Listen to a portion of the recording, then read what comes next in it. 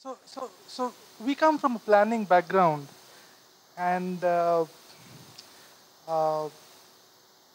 and in planning we are constantly in this um, business of producing the public, you know, and uh, and and and and we produce the public in many ways, and as as an object outside, you know, as an object to kind of engage with, as a space, um, public space, as an ethic, as an ethical kind of orientation, as a strategy, plan, as a right. So public is constantly produced in a, and I want to underline this whole idea of public being a produced thing than a than what exists. And one of the things that we do for producing this public is a survey, and survey kind of produces public in very in many ways. It produces data, it produces spatial configurations, it does many things. So this is a house inside a chawl in Mumbai. Uh, Chawl is a house typically of industrial labor, but chawl was an urban house form before the industries came into the city also. So chawl is typically one room, toilets outside, a small kitchenette inside, and a small space where you wash utensils and stuff like that. And in this particular chawl, I mean, we got involved. We when I say we are a group of architects and planners. We got involved because this chawl was under a threat of demolition, and a developer was taking over, trying to drive out this group, and the residents association came to us saying that whether you can help them and help them save this space for themselves and propose a new plan and stuff like that. So we started with the survey, and this narration is really about how we encounter the city through the survey. Uh, so this house is of Madhu, this person sitting on the floor. Uh, he is he assembles machines that make velvet. Huh? And his job is fairly sporadic. I mean, I mean, people don't assemble velvet making machines every day, so it happens once in a while. So he kind of gets a contract. He kind of puts together a small team and goes to that place and assembles and comes back. And since now velvet is getting produced in China, so this was a classic example of him losing job, dispossessed labor, builder trying to take over the house, and so we started talking to him. And when you start talking to him, he starts talking about how he likes to find people, who are lost in the city. And he comes from this community where a fairly kind of orthodox community where people are kind of it's a closed community, so people want to come into the city and disappear. They don't want to go back. And Madhu likes to find these guys, and he's almost like a spy. And he starts telling about the number of people he's found, So, and we were insistent about his job and how the industry is affecting and how his work and stuff like that. And he was kind of constantly going about how he found somebody in Bhiwandi, how he found somebody in Badlapur, how he found somebody somewhere, and then kind of moving through a community spy. And since then, actually, and even before that, we've been encountering these people with this amazing trips, which kind of, break through, explode the thing that we go into this into the field with, to kind of open up, turn it around.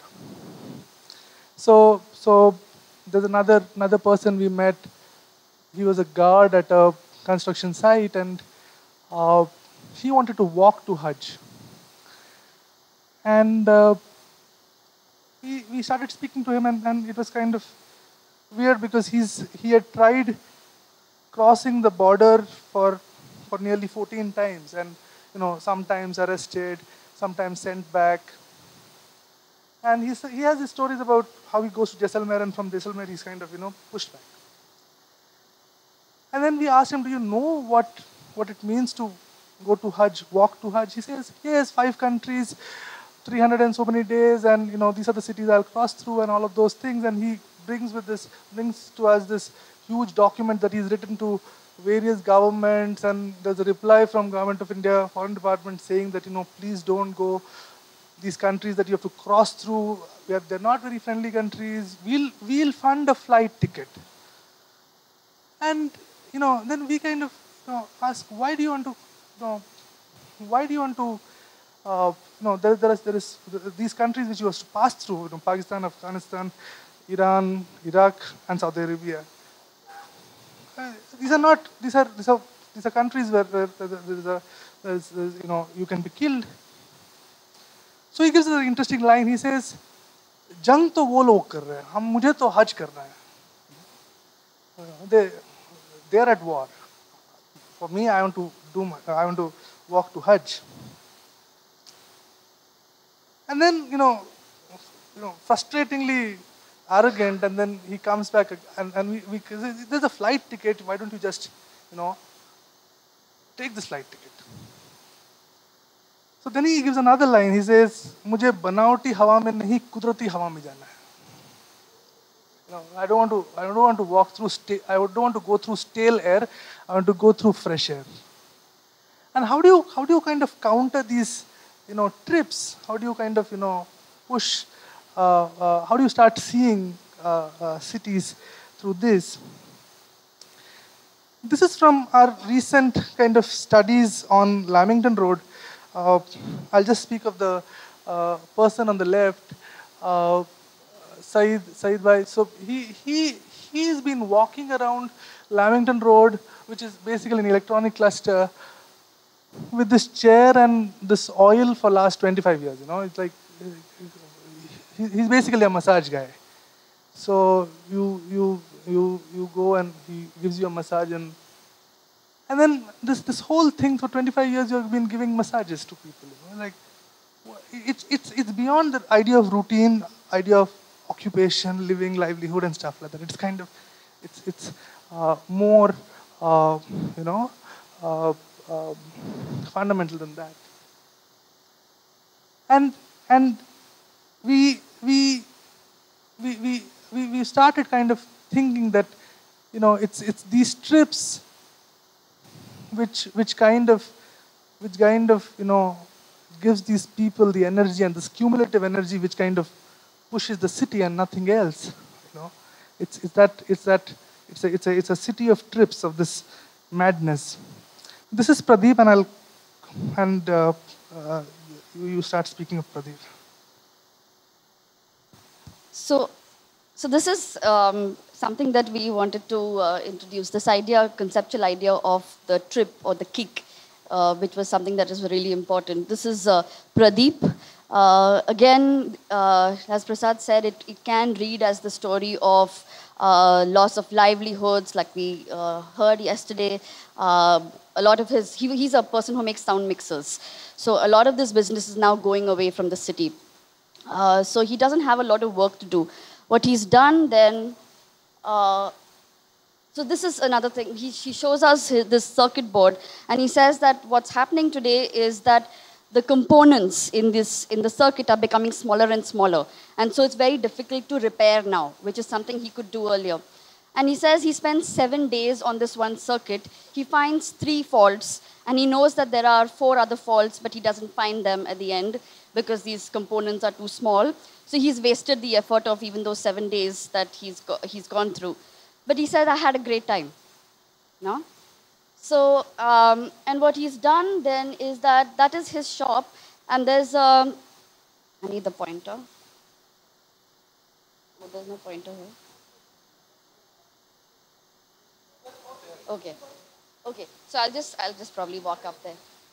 There's one in this.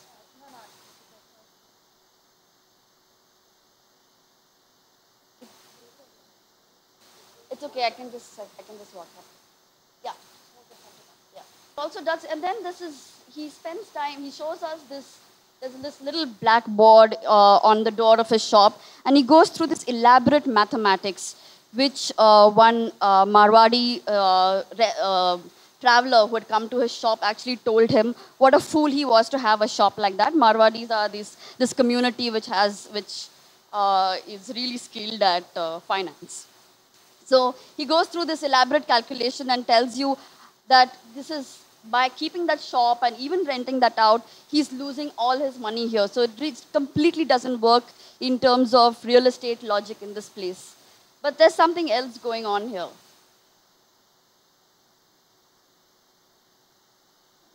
Okay. So, and then what he does is a lot of the material that he gets, a lot of leftover material from his sound mixer devices, he uses to make pens. So he designs pens. He's not a trained designer or anything, but this is a piece of acrylic. He puts in a little ballpoint pen, turns this over, and makes this a pen. And he says this is because when he goes to the bank, a lot of people always flick his pens. And he says that this doesn't look like a pen, so they're not going to steal it. And which is why he makes that pen. And then he goes through several iterations of making that pen. There's this one. And there's that. So I think that's something that we wanted to introduce, this idea of trips and kicks, which somehow go beyond the logic of capital, beyond the logic of work even. There is, Rancière, for example, talks about this idea that the worker who engages in the process of thought is somehow more dangerous than someone who protests or resists. And that's something that we found. In the beginning, we thought that these trips are kind of one-off things. There are probably a few people. But then you go through and you really see this. Every single person has a trip, right? And trips are the way people negotiate their everyday lives. And cities are made with the generative energy of these trips. The second conceptual idea that we wanted to bring about was this idea that and we're really talking about Mumbai here, that the urban form of the city is blurred. It's blur that forms the urban form of the city. So if you look at this, there are several layers. There's the layer here, there's this layer here. So this one, there's this layer, there is this layer here, and they're all distinct. And if you see this is a little property which is just a foot wide that is attached to this. And often you'll find that people in these guys rent places in this place to keep their goods in the nights. So there's this relationship that this property has with this property and has with this property, and it's kind of layered. Edges are corroded. They're blurred, they're corroded, and that's the urban form of the city. And that's, if you go inside, there's that, which is a residential space. You further go inside, there's the space which is becoming more and more intimate as we go along.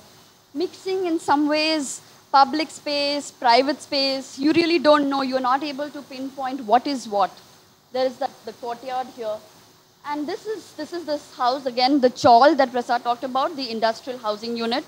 And if you look at the form of the house, there's only 3 minutes left, okay?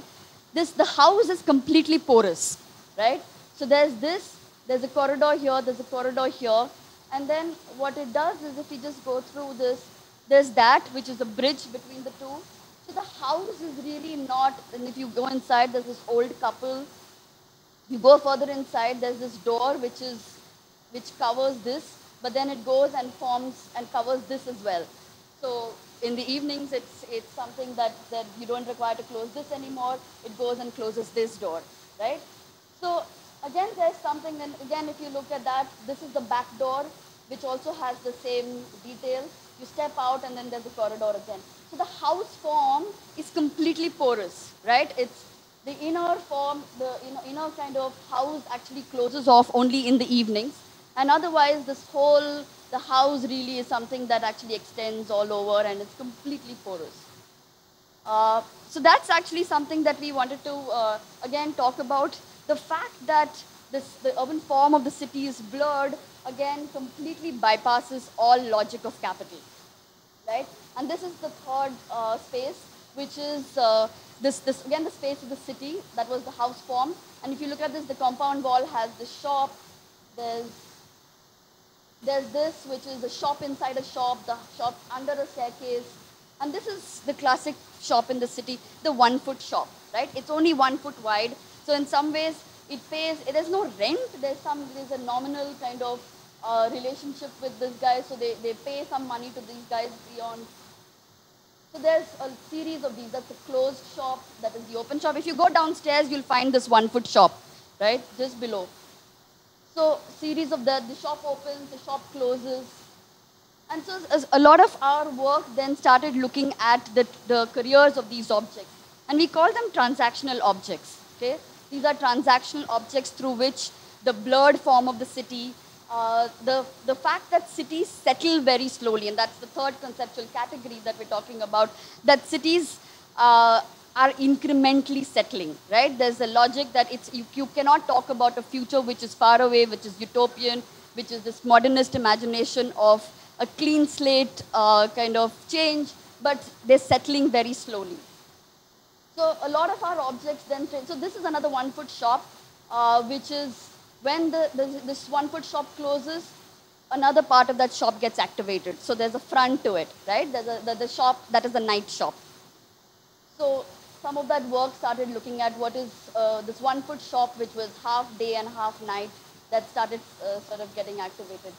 And this is another one which only touches the ground at 2 places, so occupies a very little part of the city. That's another one that occupies just that one part, and so easy to take away when there's a raid. So some of our transactional objects also then started doing that. They became places which touch the city at very few places. This is a 5-foot kind of wall which can roll away when there's a raid. So, and this is these are shops at street corners again, which are these boxes that are kept there. That's a carpenter, that's a plumber. So I probably have only 1 minute, so I'm going to wrap up. I won't go through the end. But I think one thing that was interesting for us is to really locate these 3 conceptual categories of looking at cities. One was the idea of trips. The second was the idea that urban form is blurred. And in that blur, you have a lot of transactional capacities, right? That cities provide these transactional capacities. Cities make these transactional objects through which this life is led.